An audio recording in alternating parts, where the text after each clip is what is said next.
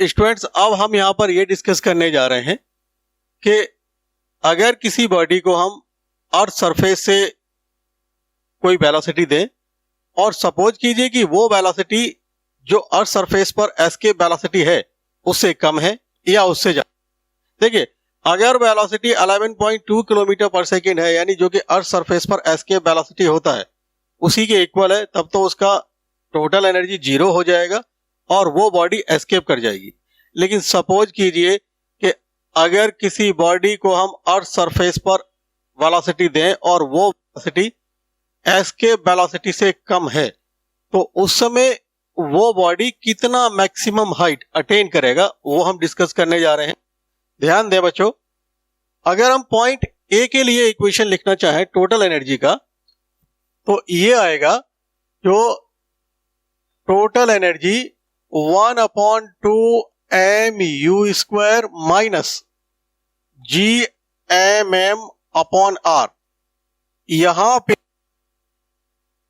है that is less than escape. Earth surface पर जो 11.2 किलोमीटर पर सेकेंड का एस्केप वेलोसिटी है उससे कम है। जब एस्केप वेलोसिटी से कम है गिवन वेलोसिटी, तो ऑब्वियसली वो ऑब्जेक्ट अर्थ के ग्रेविटेशनल फील्ड को ओवरकम नहीं कर पाएगी और वापस एक मैक्सिमम हाइट अटेन करने के बाद वो अर्थ सरफेस पर वापस आ जाएगी। इसीलिए हमने यह माना है total energy 1/2 mu² minus Gmm/R, ये है एट पॉइंट ए। सपोज कीजिए बॉडी मैक्सिमम बी पॉइंट तक जा पाती है। बी पॉइंट का हमने हाइट h माना है।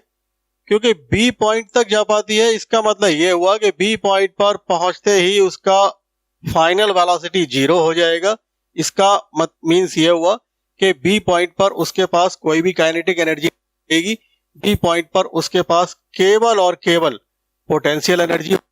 इसीलिए हम कह सकते हैं total energy at point B ये आएगा -0 माइनस Gmm/r प्लस h। बता रहा है कि बी पॉइंट पर काइनेटिक एनर्जी 0 है और ये टर्म बता रहा है कि बी पॉइंट पर माइनस का m/R प्लस h।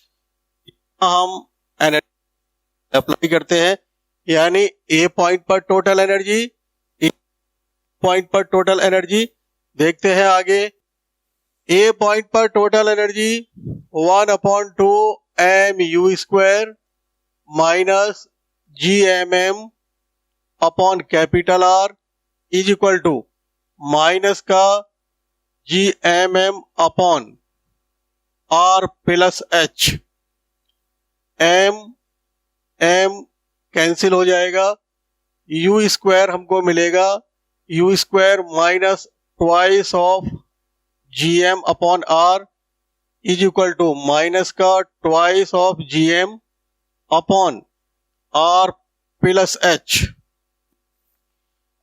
हम जानते हैं UE twice of Gm/R square root में, इसीलिए हम यहां पर लिख सकते हैं u² माइनस का UE²। UE का मतलब है अर्थ सरफेस पर एस्केप वेलोसिटी, जिसका वैल्यू हम जानते हैं 11.2 किलोमीटर पर सेकेंड। यहां से अगर हम -2 Gm/R प्लस h में से यहां से r कॉमन ले लें, तो ये हमको मिलेगा ट्वाइस ऑफ Gm/R और यहां 1 plus h/R। Twice of Gm/R की जगह वंस अगेन हम यहां पर UE² लिख सकते हैं। Then we will get u² minus UE² और ये माइनस का UE² upon 1 plus h/R। Minus हम यहां से कॉमन लेते हैं तो हमको मिलेगा UE² minus U² is equal to U E square upon 1 plus H upon R, और 1 प्लस एच अपॉन आर हमको मिलता है U E square upon U E square minus का U square, H upon R U E square upon U E square minus U square minus का 1। तो H upon R हमको मिलता है U E square minus का U square, और ये you E square minus you E square plus का U square, you square एक दूसरे से कैंसिल हो जाते हैं। तो एच यानी maximum height attained by the body हमको मिलता है U square upon U E square minus का यू स्क्वायर और मल्टीप्लाइड बाई इटल R. By using this formula, we can directly find out the maximum height attained by the object, provided the object should be thrown with a velocity that is less than escape velocity from Earth's surface. Students, अब हम पर ये मान रहे हैं कि कोई भी हमारे पास एक बॉडी है और हमें अर्थ सरफेस से थ्रो करना है, और हम उसको जो अर्थ सरफेस पर वेलोसिटी दे रहे हैं that is great velocity.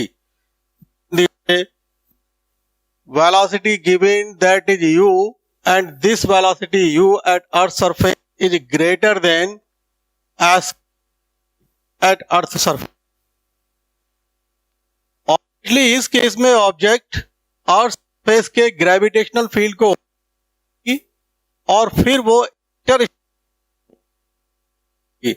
हम यहाँ ये देखना चाहते हैं is moving in the inter space, उसमें उसका वेलोसिटी हो, because open the field that mean potential Interstellar space will be zero. कोई भी उस बॉडी के बीच में और अर्थ के बीच में कोई इंटरेक्शन नहीं है, इसीलिए पोटेंशियल एनर्जी जीरो हो जाएगा।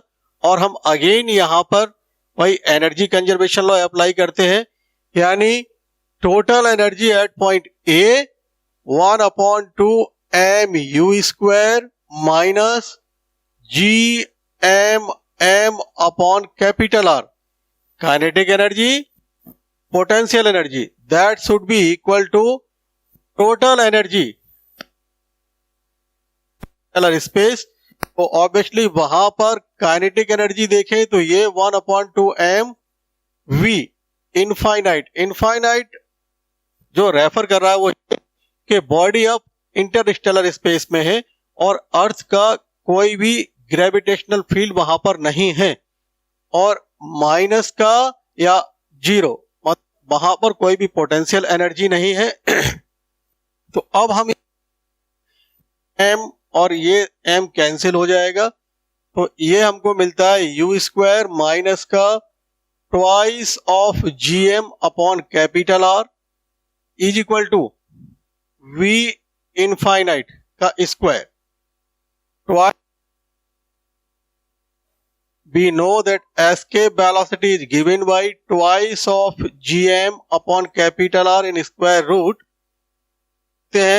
ue square is equal to twice of gm upon r, ये वैल्यू आप देते हैं तो हमको मिलता u स्क्वायर माइनस का ue square is equal to v infinite square. That means v infinite is equal to square root u square minus ue square. बच्चों ये जो एक्सप्रेशन हम फाइंड आउट किए हैं ये है velocity of the body in interstellar space when it was thrown from Earth's surface with a velocity greater than escape velocity at Earth's surface. Students, हम numerical लेते हैं। न्यूमेरिकल में हम यह ले रहे हैं कि हमें कोई भी एक इक्विलेटरल ट्रायंगल दिया गया है and capital mass m is placed at each vertices of the equilateral triangle, capital M, capital M, capital M. Equilateral triangle के सेंट्रियोड जो हमने जी से दिखाया है, वहां से हमें किसी भी एक स्मॉल मास एम ऑब्जेक्ट है को एस्केप कराना है। तीनों जो कैपिटल मास एम रखे गए हैं उनके ग्रेविटी ध्यान से समझेंगे। हमें स्मॉल मास एम का ग्रेविटेशनल पोटेंशियल एनर्जी हमें 3 मासेस के ग्रेविटेशनल फील्ड में निकालना है। तो इसलिए हम सबसे पहले all the 3 masses capital M के कारण सेंट्रियोड पर ग्रेविटेशनल पोटेंशियल निकालेंगे। और आप जानते हैं कि किसी भी मास के जो ग्रेविटेशनल पोटेंशियल दिया जाता है that is V is equal to minus का G M upon small R. G आप जानते हैं एम हो गया मास और आर हो गया उस पॉइंट का डिस्टेंस जिस पॉइंट पर हमें ग्रेविटेशनल पोटेंशियल फाइंड आउट करना है कैपिटल मास एम से। आप देख रहे हैं हमें फाइंड आउट करना है जी ए, जी बी और जी सी। ऑब्वियसली हम जानते हैं कि ए और डी जो कि मीडियन है, अगर ए डी हम निकालें तो ए डी आएगा एल साइन 60 यानी एल स्क्वायर रूट 3 अपॉन 2। हमें फाइंड आउट करना है जी ए का मीन्स हुआ ए डी का 2/3। तो जी ए कहे इक्वल टू जी बी कहे इक्वल टू जी सी कहे, it will be 2/3 of L square root 3 upon 2। This cancel out, so what we are getting L upon square root 3।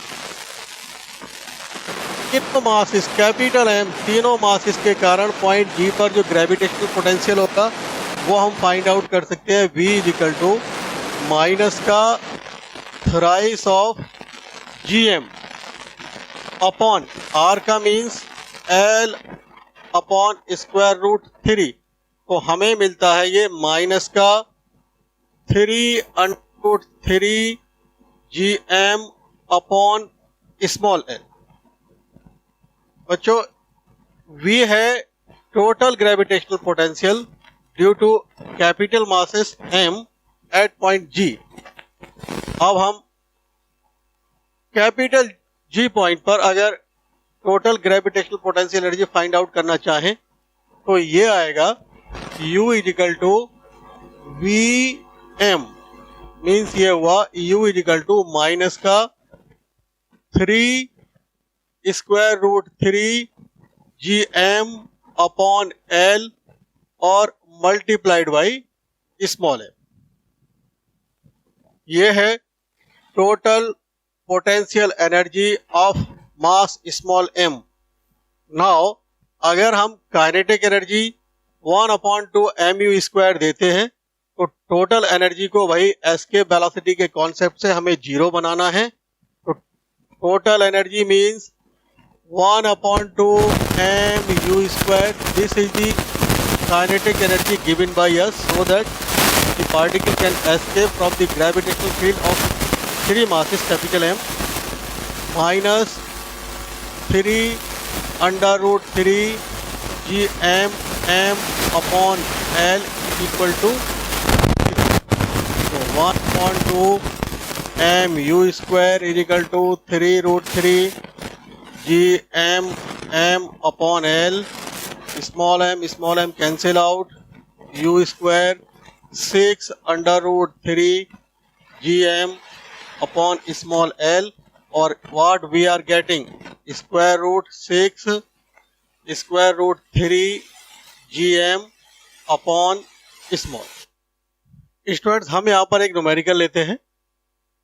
ये हमने अर्थ को show किया है। अर्थ में हमने एक टनल बनाया है और अर्थ के सेंटर से हमें कोई भी मास स्मॉल एम को एस्केप कराना है। ध्यान दें, अर्थ का मास हमने capital M, radius capital R और अर्थ के सेंटर से कोई भी मास है स्मॉल एम। अर्थ के सेंटर से हमें उस स्मॉल मास को एस्केप कराना है। स्टूडेंट्स आप जानते हैं कि earth is treated as a solid sphere और सॉलिड स्फीयर के किसी भी एक्सटर्नल पर जो ग्रेविटेशनल पोटेंशियल होता है वो आप जानते हैं V is equal to minus का gm upon 2r cube 3r square minus X square. ध्यान दें, V is equal to minus का gm upon 2r cube 3r square minus X square. r radius of the earth, m mass of the earth, x है उस point का अर्थ के centre से distance जिस point पर हमें ग्रेविटेशनल पोटेंशियल चाहिए।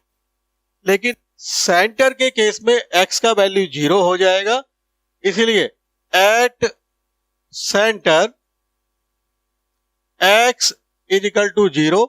तो हम यहां से पाते हैं VC फॉर सेंटर माइनस का gm अपॉन 2r क्यूब और ये हमें मिलेगा 3r स्क्वायर। तो VC आ जाएगा माइनस का gm upon twice of r और ये मल्टीप्लाइड बाई 3, क्योंकि यहां r स्क्वायर से r कैंसिल हो जाएगा। मतलब ये हुआ अर्थ के सेंटर पर जो हमें ग्रेविटेशनल पोटेंशियल मिलता है that is VC is equal to minus का 3 upon 2 gm upon capital R।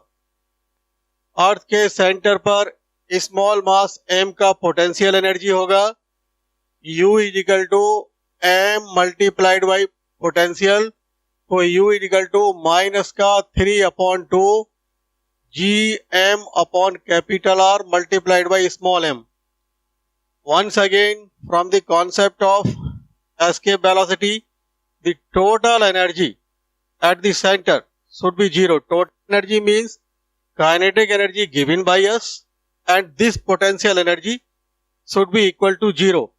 Means 1 upon 2 mu square minus 3 upon 2 gm m upon capital R is equal to 0. 1 upon 2 mu square 3 upon 2 gm m upon capital R, small m cancel, 2 से 2 cancel. तो हमें मिलता है u square is equal to thrice of gm upon capital R और u आ जाएगा square root thrice of gm upon capital R square root. कहने का मीन्स ये हुआ, अगर हमें अर्थ के सेंटर से किसी बॉडी को एस्केप कराना है तो के सेंटर से हमें उसको इतना वेलोसिटी प्रोवाइड कराना होगा जिससे कि वो अर्थ का ग्रेविटेशनल फील्ड को ओवरकम कर जाएगा, मींस एस्केप कर जाएगा। स्टूडेंट्स, आज हमने यहाँ पर ग्रेविटेशनल फील्ड का एक इम्पॉर्टेंट टॉपिक एस्केप वेलोसिटी को स्टडी किया, डिस्कशन किए और बाद में हमने कुछ उसके न्यूमेरिकल्स लिए। ध्यान दें, एस्केप वेलोसिटी से रिलेटेड स्टूडेंट्स के माइंड में बहुत से कंफ्यूजन होते हैं। इनमें सबसे पहला कंफ्यूजन आता है कि जिस बॉडी को एस्केप कराना है उसका पोटेंशियल एनर्जी लें या पूरे सिस्टम का पोटेंशियल एनर्जी लें। तो आपको ध्यान देना है कि हमें उस बॉडी का केवल पोटेंशियल एनर्जी लेना है जिस बॉडी को हमें एस्केप कराना है, और वो potential energy plus the kinetic energy given by us to escape, दोनों का सम 0 के इक्वल होना चाहिए। हम होप करते हैं कि आपको ये वीडियो पसंद आएगा। Thanks a lot.